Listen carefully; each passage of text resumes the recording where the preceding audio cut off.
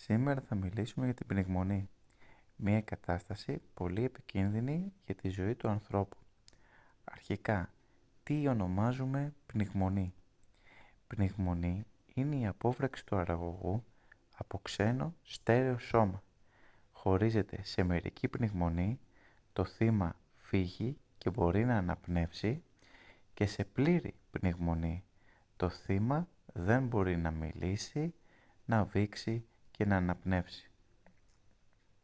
Και πιάνει το λαιμό του, που είναι το χαρακτηριστικό σημάδι της πνιγμονής. Ακολουθεί συνοπτικός οδηγός αντιμετώπισης για κάθε περίπτωση.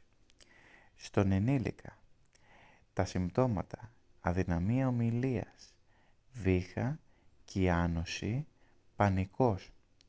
Αντιμετώπιση πλήρης απόφραξης. Δίνουμε 5 χτυπήματα στην πλάτη. Σκύβουμε το θύμα προς τα μπροστά και χτυπάμε με 5 δυνατά χτυπήματα με τη φτέρνα της παλάμης μας ανάμεσα στις ομοπλάτες. Στη συνέχεια, αν δεν βγει το ξένο στέρεο σώμα, ακολουθούν 5 κοιλιακές οθήσεις. Στεκόμαστε πίσω από το θύμα, αγκαλιάζουμε τη μέση του και τοποθετούμε τη γροθιά μας 2 δάχτυλα πάνω από τον αφαλό και κάτω από το στέρνο. Στη συνέχεια με το άλλο μας χέρι αγκαλιάζουμε τη γροθιά μας και δίνουμε 5 κοιλιακές οθήσεις. Πιέζουμε δυνατά προς τα μέσα και προς τα πάνω μέχρι να βγει το ξένο στέρεο σώμα 5 φορές. Επαναλαμβάνουμε τη διαδικασία εναλλάξ. Αν το θύμα χάσει τις αισθήσεις του, καλούμε το 166 και ξεκινάμε κάρπα. Σε παιδί άνω του 1 έτους, τα συμπτώματα είναι ίδια με τον ενήλικα. Υπάρχει έντονος τρόμος, αδυναμία αναπνοής και βήχα.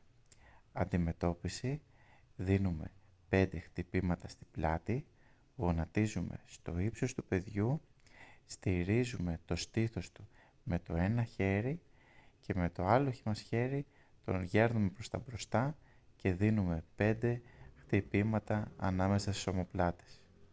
Αν δεν βγει το ξένο στέρεο σώμα, ακολουθούν 5 κοιλιακές οθήσεις, ακριβώς όπως και στον ενήλικα, αλλά με λιγότερη δύναμη, προσαρμοσμένη στη διάπλαση του παιδιού.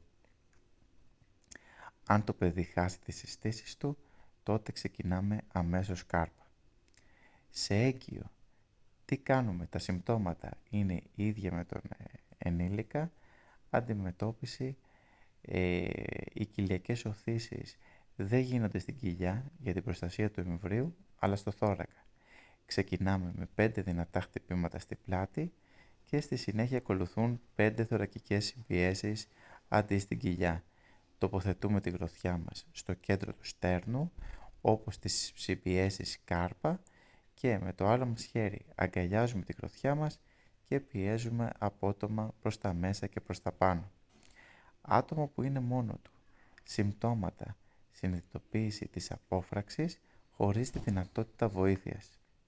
Αντιμετώπιση: κάνουμε οτοχέμλικ, δηλαδή καλούμε αρχικά το 166 και αν δεν μπορεί το θύμα να μιλήσει, τότε το αφήνει σε ανοιχτή γραμμή. Τοποθετούμε τη γροθιά μας στην κοιλιά πάνω από τον οφαλό, 2 δάχτυλα πάνω από τον οφαλό, και πιέζουμε δυνατά προς τα μέσα και προς τα πάνω.